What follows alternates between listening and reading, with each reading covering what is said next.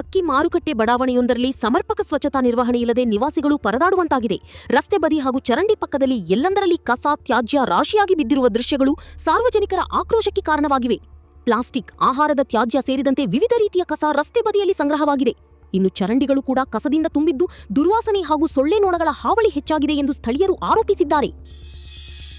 ತಾಲೂಕು ಇಲ್ಲೇ ಮುನ್ಸಿಪಾಲ್ಟಿದವರು ಯಾರು ಕ್ಲೀನ್ ಮಾಡೋಕ್ಕೆ ಯಾರು ಬರಾಕುಂತಿಲ್ಲ. 4-5 ಸತ ಕಂಪ್ಲೇಂಟ್ ಕೊಡ್ತೀನಿ. ಚೀಫ್ ಆಫೀಸರ್ಗೆ ವಿಡಿಯೋನೂ ಹಾಕೀನಿ. ಇಲ್ಲೇ ಎಲ್ಲ ಹಂದಿ ಗಿಂದಿ ಸತ್ತು ಹೋಗಾಕುಂತಾವು. ಯಾರು ಜಾಗ ಮಾಡೋಕುಂತಿಲ್ಲ. ಇಲ್ಲೇ ನೋಡಿದ್ರೆ ಕಸ ಹೊಡ್ಯಾಕೂ ಬರಾಕುಂತಿಲ್ಲ, ಕ್ಲೀನ್ ಮಾಡೋಕ್ಕೂ ಬರಾಕುಂತಿಲ್ಲ. ನಾವು 4-5 ಸತ ಕಂಪ್ಲೇಂಟ್ ಮಾಡಿದ್ರೂ ರೆಸ್ಪಾನ್ಸ್ ತೊಗೊಳಕುಂತಿಲ್ಲ ಮುನ್ಸಿಪಾಲ್ಟಿದವರು.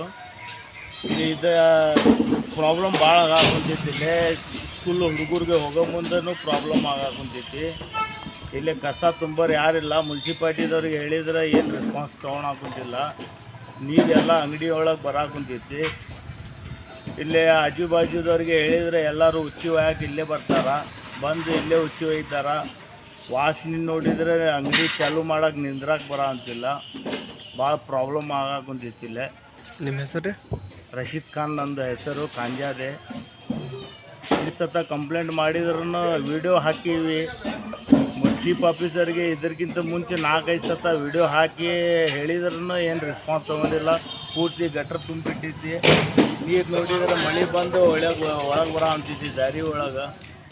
ಕಸ ವಿಲೇವಾರಿ ಸಮರ್ಪಕವಾಗಿ ನಡೆಯದ ಹಿನ್ನೆಲೆಯಲ್ಲಿ ಸಾರ್ವಜನಿಕರ ಆರೋಗ್ಯದ ಮೇಲೂ ಪರಿಣಾಮ ಬೀರುವ ಆತಂಕ ಎದುರಾಗಿದೆ. ಈ ಬಗ್ಗೆ ಸಂಬಂಧಪಟ್ಟ ಅಧಿಕಾರಿಗಳಿಗೆ ಹಲವು ಬಾರಿ ಮಾಹಿತಿ ನೀಡಿದರೂ ಯಾವುದೇ ಕ್ರಮ ಕೈಗೊಂಡಿಲ್ಲವೆಂದು ನಿವಾಸಿಗಳು ಅಸಮಾಧಾನ ವ್ಯಕ್ತಪಡಿಸಿದ್ದಾರೆ. ಕೂಡಲೇ ಸ್ಥಳಕ್ಕೆ ಅಧಿಕಾರಿಗಳು ಭೇಟಿ ನೀಡಿ ಕಸದ ರಾಶಿ ತೆರವುಗೊಳಿಸಬೇಕು. ಚರಂಡಿಗಳನ್ನು ಸ್ವಚ್ಛಗೊಳಿಸಿ ಮುಂದಿನ ದಿನಗಳಲ್ಲಿ ನಿಯಮಿತವಾಗಿ ಕಸ ವಿಲೇವಾರಿ ಹಾಗೂ ಸ್ವಚ್ಛತಾ ಕಾರ್ಯ ಕೈಗೊಳ್ಳಬೇಕು ಎಂದು ಸ್ಥಳೀಯರು ಆಗ್ರಹಿಸಿದ್ದಾರೆ. ಸ್ವಚ್ಛತೆ ಕೇವಲ ಘೋಷಣೆಯಾಗದೆ ಜನವಸತಿ ಪ್ರದೇಶಗಳಲ್ಲೂ ಪರಿಣಾಮಕಾರಿಯಾಗಿ ಜಾರಿಯಾಗಬೇಕು. ಸಾರ್ವಜನಿಕರ ಆರೋಗ್ಯದ ದೃಷ್ಟಿಯಿಂದ ಅಧಿಕಾರಿಗಳು ಕೂಡಲೇ ಕ್ರಮ ಕೈಗೊಳ್ಳಬೇಕಿದೆ.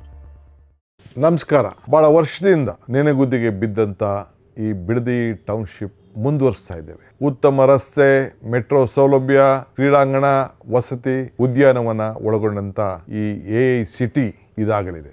ಯುವಕರ ಉದ್ಯೋಗ, ರೈತಾಪಿ ಜನರಿಗೆ ಉತ್ತಮವಾದಂಥ ಒಂದು ಬದುಕು, ಬೆಂಗಳೂರು ದಕ್ಷಿಣ ಜಿಲ್ಲೆಗೆ ಒಂದು ಹೊಸ ರೂಪವನ್ನು ಕೊಡುವುದೇ ಈ ಗ್ರೇಟರ್ ಬೆಂಗಳೂರು ಅಥಾರಿಟಿಯ ಯೋಜನೆ. ಜಮೀನು ಕೊಡುವ ರೈತರಿಗೆ ಉತ್ತಮವಾದಂಥ ಬೆಲೆ ಕೊಡಲು ನಮ್ಮ ಸರ್ಕಾರ ಬದ್ಧವಾಗಿದೆ. ಇಂದಿನ ಸರ್ಕಾರ ಕೇವಲ 25 ಲಕ್ಷ ರೂಪಾಯಿ ಮಾತ್ರ ಎಕರೆಗೆ ನಿಗದಿ ಮಾಡಿತ್ತು.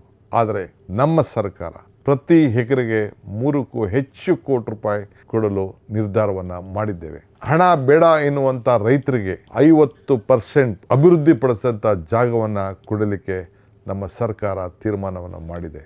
ಈ ಯೋಜನೆಗೆ ಜಮೀನು ಬೇಡ ಅನ್ನೋರಿಗೆ ಯಾರಿಗೂ ಕೂಡ ಒತ್ತಾಯವನ್ನು ಮಾಡಲಿಕ್ಕೆ ನಾವು ತಯಾರಿಲ್ಲ. ಇಂದಿನ ಸರ್ಕಾರ ರೆಡ್ ಝೋನ್ ಇರಬೇಕು ಅಂತೇಳಿ ಏನು ಆದೇಶವನ್ನು ಮಾಡಿದೆಯೋ ಅದನ್ನೇ ಮುಂದುವರಿಸ್ತೇವೆ. ಯಾರಿಗೆ ಅಭಿವೃದ್ಧಿ ಬೇಕೋ ಸರ್ಕಾರ ಜೊತೆಗೆ ಸಹಕಾರ ಕೊಡಿ. ನಿಮ್ಮ ಅಭಿಲಾಷದಂತೆ ನಾವು ಕೈ ಜೋಡಿಸ್ತೇವೆ. ನಮಸ್ಕಾರ.